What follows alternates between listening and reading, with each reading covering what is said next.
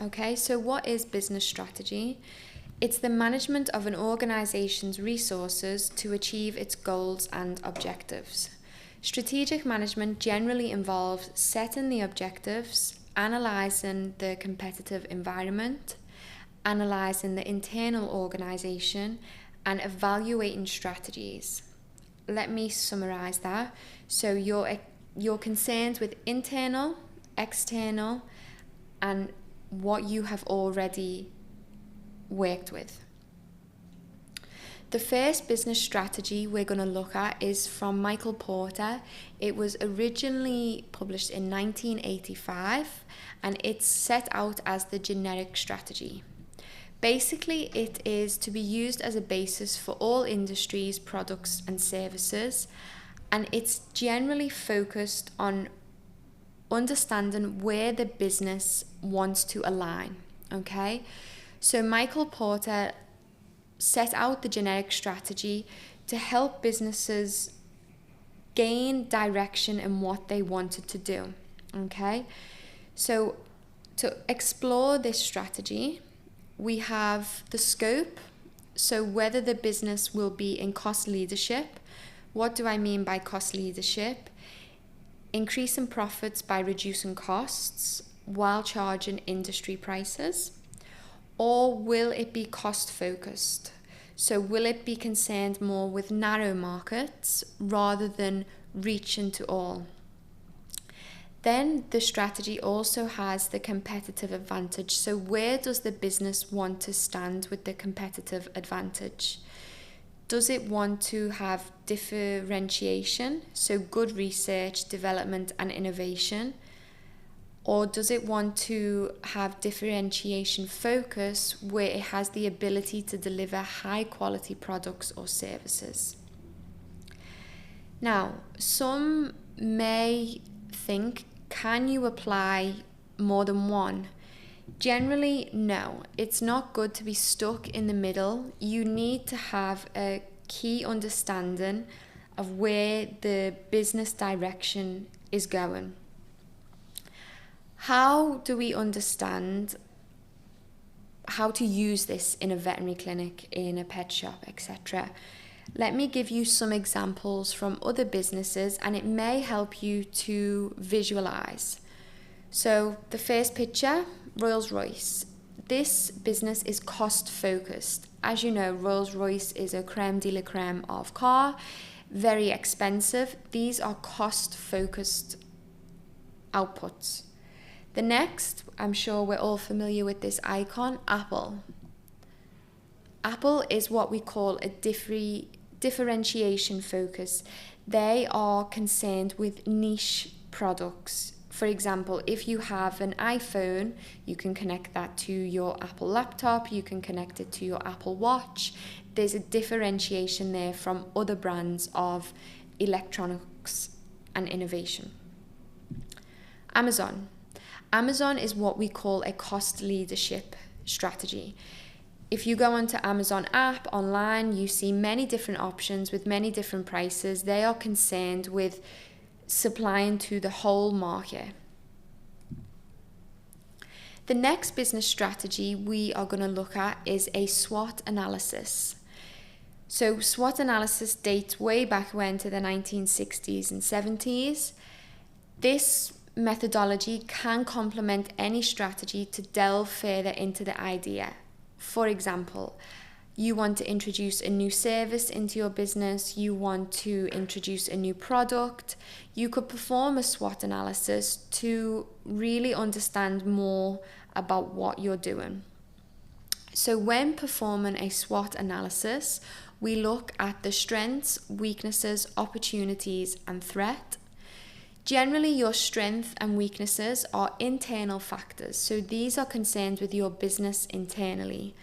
Opportunities and threats are concerned with external factors. Questions you can ask in each part, for example, the strength, what do you do well as a business? What unique resources do you have? Look at weaknesses, what could you improve on? What are others likely to see as your weakness? If you think about opportunity, what opportunities are open to the business? How can you turn your strengths into opportunities? Then we have threats. So what threats externally could harm the business? What is your competition doing? What threats do your weaknesses expose to you? This is generally how you can perform a SWOT analysis. Once the SWOT analysis is constructed, it can be assessed more in depth through what we call a TOES analysis. Okay, so this is a TOES analysis. Basically, what we do is you use your strengths that you've identified to exploit opportunity you've also identified.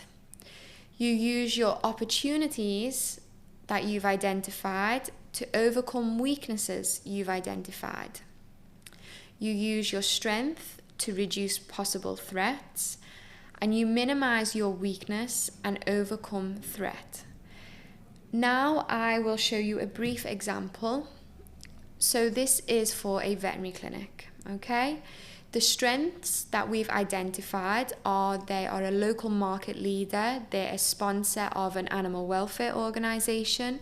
The weaknesses we've identified is their profits solely depend on clinical services, and they receive the occasional complaint it's expensive. Opportunities, they have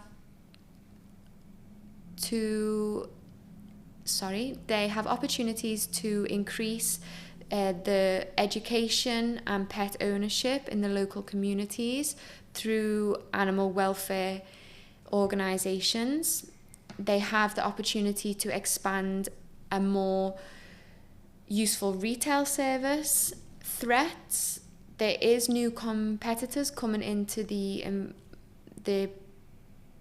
business industry, and there is a new government clinic opening in the industry also. So, if this business was to use its strengths to exploit its opportunities, it's the local market leader. It could develop online retail, okay? It could develop more community and quarterly campaigns in partnership with the animal welfare organisations. If this business was to use its strengths to reduce possible threats, it could increase focus on reputation and niche products, and it could continue to sponsor and reach out to more animal welfare organisations. How could it use its opportunities to overcome weaknesses, introduce new products and services, review its pricing and payment plans for customers? And how could it minimize its weaknesses to overcome threats, expansion of customer base and interaction, and invest in employees and local customers? So that is just a brief example of how you can initially carry out a SWOT analysis and then take it further into a TOES analysis. The next business strategy we're going to look at is the 5 forces model, again from Michael Porter. This can be used to evaluate the industry market, whether you're considering to introduce new services or products. It looks at 3 different factors: rivalry amongst competitors, bargaining power of buyers, threat of substitute products, the bargaining power of suppliers, and the threat of new entrants. Again, we're going to break this down. So the first point, rivalry amongst existing competitors. So this is where we need to analyse how many competitors are in the industry. What is the concentration? What is the growth we're seeing of the industry? What do we see with brand loyalty? What are the barriers within the industry, whether that be licensing, expansion, etc.? The second part of the 5 forces model is bargaining power of buyers.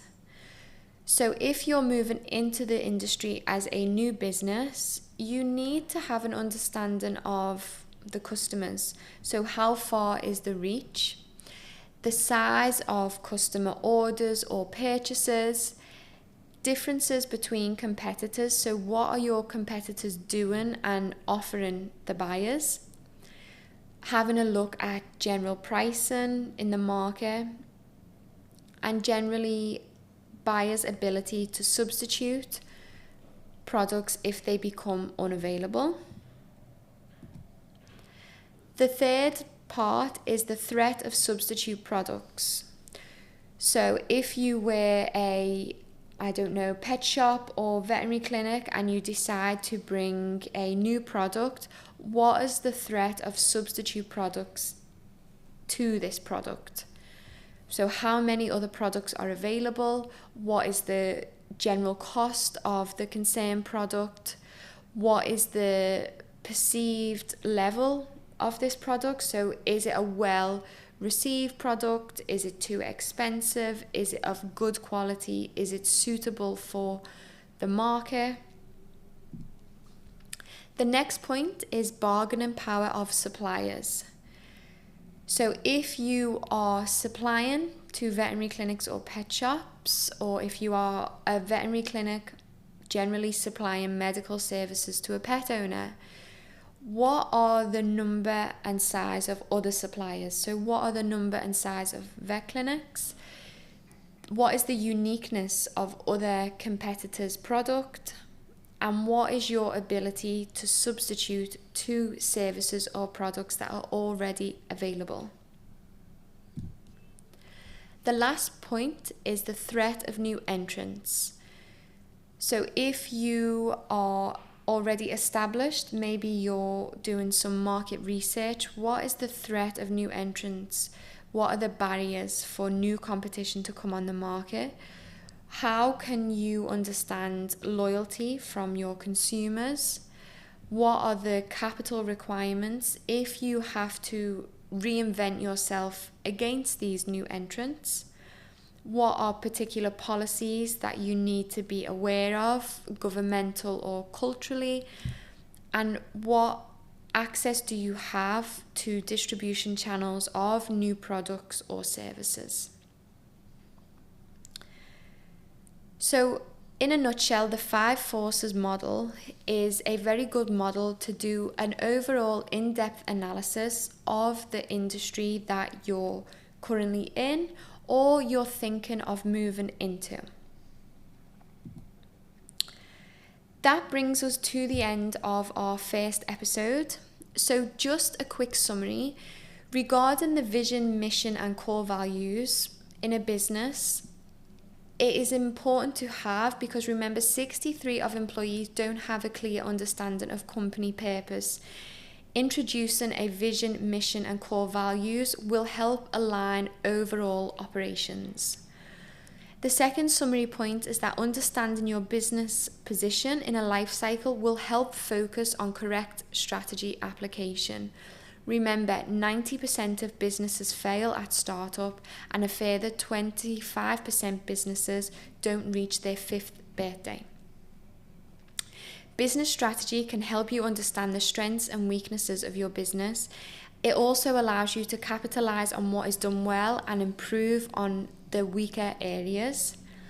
The key to effective business strategy is to identify the what and implement with the how. So what needs to be done? How are we going to do it? There are some resources available. I have created some worksheets that you may find useful to use. Again, when I mentioned at the beginning of the episode, if you have any feedback or you want any further assistance, please drop me an email. References can be found here that you can refer to. And thank you very much for listening.